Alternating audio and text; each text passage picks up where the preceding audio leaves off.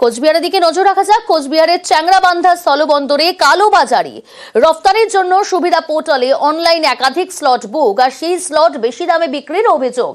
3 ব্যবসায়ীর বিরুদ্ধে মামলা রুজু করেছে পুলিশ। কোচবিহারের চ্যাংরাবান্ধা স্থলবন্দর, ওপারে বাংলাদেশের বুড়িমারি। বন্দরে ট্রাকের লম্বা লাইন। রপ্তানি এই জটিলতা এড়াতে সুবিধা পোর্টাল চালু করে রাজ্য সরকার। এই পোর্টালের মাধ্যমে অনলাইনে স্লট বুকিং করতে পারেন ব্যবসায়ীরা। বুকিং নাম্বারে দেওয়ার সময়ে স্থলবন্দরে পৌঁছয় ট্রাক। এই সুযোগ শুধুমাত্র রপ্তানি ব্যবসায়ীদের জন্য। অভিযোগ, রপ্তানি না করলেও অনেক ব্যবসায়ী সুবিধা পোর্টালে স্লট বুক করেন, তারপর সেই স্লট চড়া দামে অন্য ব্যবসায়ীদের বিক্রি করেন।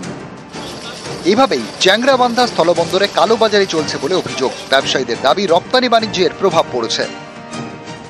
যারা এই গাড়ি এদের স্লট কেটে বা অন্য কাছে গাড়ি বিক্রি করে দিয়ে চলে গেছে, সেটা আইন মোতাবেক সেটার ব্যবস্থা নিবে। অবশ্যই আমার ব্যবসার উপরে আমাদের প্রভাব পড়তে পারে, না পড়ার কোনো কারণ নেই। আমি এটা চাই প্রশাসন অতি শীঘ্রই এটা ব্যবস্থা নেবে। কিছু সংখ্যক অসাধু ও ব্যবসায়ীগণ স্লট নিজেদের মধ্যে হস্তান্তরিত করছে, তার মানে একজনের স্লট বুক করে অন্য একজন সেই স্লটটা ব্যবহার করছে। তো এটা ইলিগাল, আইনত অ্যালাউড নয়। তো যারা এইসব কাজের সঙ্গে যুক্ত হয়েছে এবং আমাদের কাছে যাদের তথ্য প্রমাণ এসেছে, তাদের এগেনস্টে আমরা একটা আইনত ব্যবস্থা নিয়েছি। চ্যাংরাবান্ধা বন্দর দিয়ে সারা বছর পাথর রপ্তানি হয়। মাঝে মধ্যে ভুট্টা ও কমলা লেবুও বাংলাদেশে যায়। এই স্থলবন্দর দিয়ে রোজ 300 ট্রাক যায়।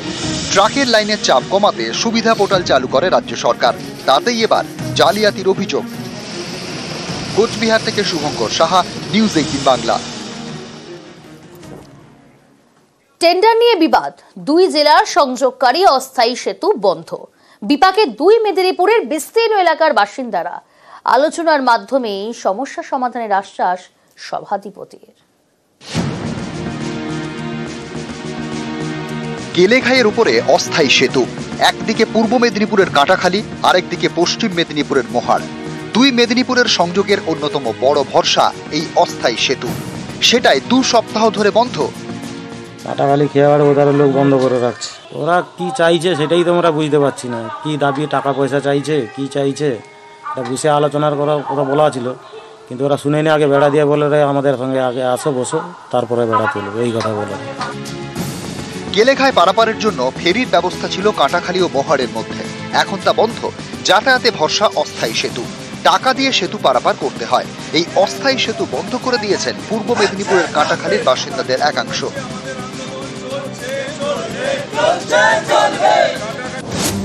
তাদের অভিযোগ, বরাবরই ফেরি বা সেতু টেন্ডার পায় পশ্চিম মেদিনীপুরের ঠিকাদার সংস্থা।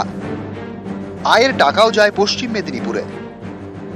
তাদের প্রশ্ন, 2 জেলার মাঝে নদী থেকে আয়ের ভাগ কেন একটি জেলা শুধু পাবে, কেন পূর্ব মেদিনীপুর পাবে না? যেহেতু এটা 2টা মিদনাপুরের সংযোগস্থল, আমাদের উপর দিয়েও যাচ্ছে, যদিও ফেরিঘাট, কিন্তু আমরা তো অনেকটা স্যাক্রিফাইস করছি, আমরা পূর্ব মেদিনীপুরের লোক। সেই হিসাবে আমরা আমাদের পশ্চিমবঙ্গ গ্রামের দাবি, যতদিন না ব্রিজ হচ্ছে, যেহেতু টেন্ডারের মাধ্যমে হচ্ছে, আমাদের গ্রামবাসীদের দাবি আমাদেরকে 50% শেয়ার দিতে হবে। ফেরি বন্ধ, অস্থায়ী সেতুও বন্ধ। এর ফলে বিপাকে পড়েছেন 2 জেলার বিস্তীর্ণ অংশের বাসিন্দারা। ঘুর পথে যাতায়াত করতে হচ্ছে। এতে সময় বেশি লাগছে, খরচও বেড়েছে। টেন্ডারের জন্য কাটাখালী খেয়া বন্ধ, আমাদের খুবই অসুবিধা হচ্ছে। ঘুর পদ্ধতিতে হচ্ছে। আপনারা কি চাইছেন? আমরা চাইছি তাড়াতাড়ি খেয়াটা চালু হয়, তার জন্য। আমরা কিছু মানুষজনের আবেদন পেয়েছি, আমরা প্রশাসনিকভাবে তদন্ত করে উপযুক্ত ব্যবস্থা গ্রহণ করছি। নিশ্চিতভাবে মানুষের পরিষেবা বা যাতায়াতের জায়গা বন্ধ করা উচিত নয় বা সমীচীন নয়। যে বা যারা বন্ধ করেছেন, কেন বন্ধ করেছেন, আমরা খতিয়ে দেখে উপযুক্ত ব্যবস্থা গ্রহণ করব। সুজিত ভৌমিক, নিউজ 18 বাংলা। বারুইপুরের দিকে নজর রাখি, সেখানে আবার কল আছে, জল নেই। বারুইপুরের মল্লিকপুরের চরমে জলকষ্ট। কতদিন ধরে এই পরিস্থিতি, আরো ডিটেল জানাবে অর্পণ রয়েছে আমার সঙ্গে। অর্পণ, কতদিন ধরে এই কষ্ট ভুগতে হচ্ছে সেখানকার স্থানীয় বাসিন্দাদের? কেন প্রশাসন ব্যবস্থা নেয়নি এখনো পর্যন্ত?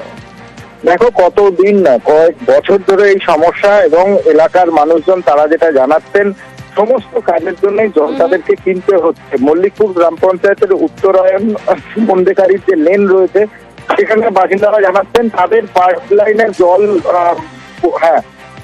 রয়েছে, পাইপ লাইনের জন্য কল রয়েছে, কিন্তু সেখানে কোনোদিনের জন্য পানীয় জল সেখান থেকে তারা পান না। যতটুকু আসে দিনে একবার যদিও জল পাওয়া যায়, সেখানে সামান্য স্পিড থাকে, আর এক বোতল জল ভরতে গেলে দেখা যায় যে দীর্ঘক্ষণ তাদেরকে গাড়ি থাকতে হয় লাইনে। আর তারা প্রশাসনের কাছে জানিয়ে এখনো পর্যন্ত প্রশাসন কোনো ব্যবস্থা নেয়নি। ঘটনাটা সত্যি, জলের প্রচন্ড অভাব। কিছু গাড়ি করে জল দিয়ে বা ট্যাঙ্কারে করে জল দিয়ে এখন চালাতে হবে, এরকম একটা পরিস্থিতির মধ্যে রয়েছে। বিডিওর সাথে কথা হয়েছে, কিন্তু এখনো জলের ট্যাঙ্ক পাঠায়নি। এছাড়া কি আর কোনো রকম সমাধান ভাবা হয়েছে? পরবর্তীকালে যেটা হচ্ছে বুস্টার সিস্টেম, যে এগুলো বসানো হচ্ছে, যেটা জল তুলে প্রত্যেক বাড়ি বাড়ি জল দেওয়া, যেই প্রোগ্রামগুলো চলছে, কি পাইপ লাইন বসছে, সেটা দিয়ে একটু সমস্যা মিটতে পারে। সবগুলো কমপ্লিট হলে সেটা এখন কিছুটা সময় লাগবে। বনগাঁয় চাকদা রোডে অস্থায়ী গেট ভেঙে বিপত্তি, ঝোড়ো হাওয়ায় ভেঙে পড়ে অস্থায়ী বাঁশের গেট। রাতে অস্থায়ী গেট ভেঙে বন্ধ বনগাঁ চাকদা রাজ্য সড়ক। রামনবমীর তোরণ ভেঙে বিপত্তি, রামনবমীর পরেও কেন খোলা হলো না তোরণ? প্রশ্ন তুলে কড়া ব্যবস্থার হুঁশিয়ারি পুরপ্রধানের। বনগাঁয় চাকদা রোডে অস্থায়ী গেট ভেঙে বিপত্তি।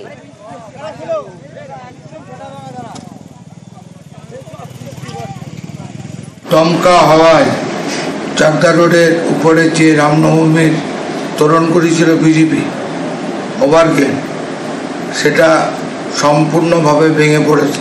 অনেকদিন আগেই রামনবমী শেষ হয়ে গেছে, সে ওভারগেট খোলা হয়নি, তো মানুষের মৃত্যু হতে পারত। যত্রতত্র এইভাবে যদি ওভারগেট করা হয়, এর পরের থেকে তাদের বিরুদ্ধে আইনগত ব্যবস্থা নেওয়া হবে। এবার ওয়েদার আপডেটের দিকে নজর রাখা যাক। রাজ্যে ঝড় বৃষ্টি পূর্বাভাস, শনিবার পর্যন্ত উত্তরবঙ্গে বৃষ্টির সম্ভাবনা, দক্ষিণবঙ্গেও বৃষ্টি হবে। আরো ডিটেল জানাবে বিশ্বজিৎ রয়েছে আমার সঙ্গে। বিশ্বজিৎ, দক্ষিণবঙ্গে ঝড় বৃষ্টির যে সম্ভাবনার খবর জানাচ্ছে, কতদিন পর্যন্ত ঝড় বৃষ্টি হবে, কি জানা যাচ্ছে? দেখো, দক্ষিণবঙ্গে ঝড় বৃষ্টি বিক্ষিপ্তভাবে আগামী মঙ্গল বুধবার পর্যন্ত চলবে। তবে যে সতর্কতা রয়েছে, অর্থাৎ ঝড় বৃষ্টি এবং কোথাও কোথাও শিলাবৃষ্টি বা কালবৈশাখীর মতো পরিস্থিতি পশ্চিমের জেলাগুলিতে হওয়ার সম্ভাবনা রয়েছে। এই সম্ভাবনা সোমবার পর্যন্ত থাকবে, অর্থাৎ ঝড় বৃষ্টির পরিমাণটা বেশি থাকবে।